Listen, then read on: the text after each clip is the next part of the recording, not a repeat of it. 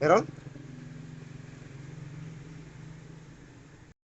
And guys, may nagsabi na ginto na daw yung nakita ko dun sa nung pumunta ako sa bundok, which is yung oxidized pyrite.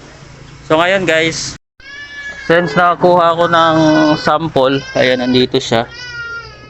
Pinaghirapan ko talaga tong mauwi. Kunti lang to, sample. Ito siya. Oh.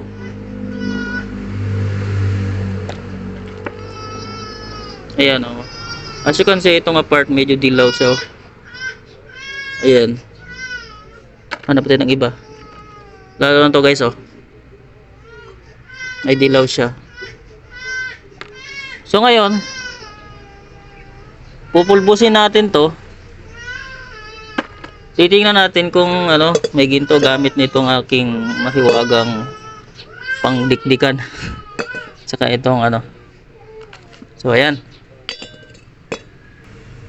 Atin ang ilagay dito sa mahiwagang ang prosesan natin. Ito guys, oh, parang ano eh. Parang marami yung yellow pero di ko lang sure kung nakikita nyo sa camera guys. Ayan oh. Ano ng area na yan oh. Ito. Parang hirap ata mag-focus yung ano eh, cellphone. So ayan guys, nailagay ko na siya lahat dito. Ayan siya oh. So disclaimer guys, hindi ako expert sa paggagamit nitong gold pan na yan. Sensya niya kung wala akong makuha dito. Pero try natin, baka may makuha tayo. Ayan o, tiniklik ko na yung kasama ko.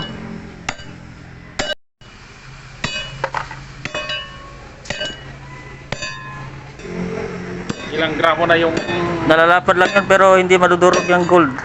Baka maging alikabok eh. Ilang... Ayan guys, medyo pinong-pino na siya.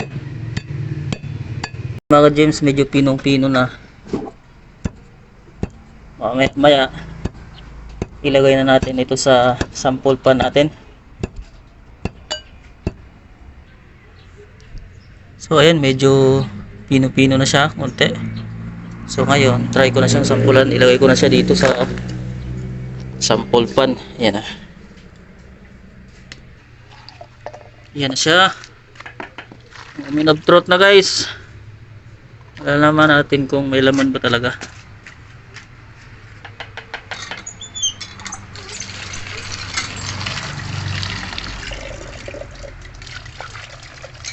Isa sa natutunan ko sa panonood ng YouTube tutorial guys, para hindi daw lulutang yung gold dust, kailangang lagyan daw ng detergent or sabon. Yan o. Ito ng sabon, itong ating pagbanlawan. Para daw ma-break yung surface tension ng tubig at hindi nalulutang yung mga gold dust. Pati rin dito. Ayan. Ayan na guys, medyo may epekto na yung sabon. Tsaka may nagsabi din kasi na kailangan daw kumuti ng maayos. So ayan, kinumut-kumot ko na. Sana gagana to. At may makuha tayong kahit konti man lang. Yan guys, minuptrot na to. Wala nang atrasan. Ayan, as usual, shake natin. Shake natin. Para daw yung ginto, kasi mabigat yung ginto eh, is papunta din sa ilalim. Sana sakto na to yung ginagawa ko. Ayan, dahan-dahan lang daw, sabi sa nag-comment. Dahan-dahan na daw kasi yung unang video ko, sabi niya natapon na daw lahat. Kasi hindi ko daw dinahandahan. So ngayon dahan-dahanin ko na. Ayan o, dahan na yan guys.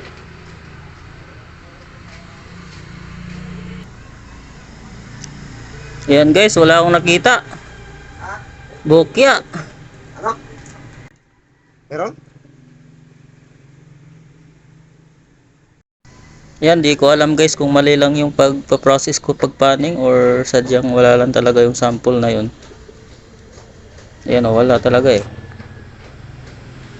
See. Yun o, wala talaga eh. Mayroon yan, mga iron, pyrite. May dilaw, sana nakita yan sa dulo. Wala naman ah. So far guys, wala akong nakita. Ayan o. At least alam natin. Diba?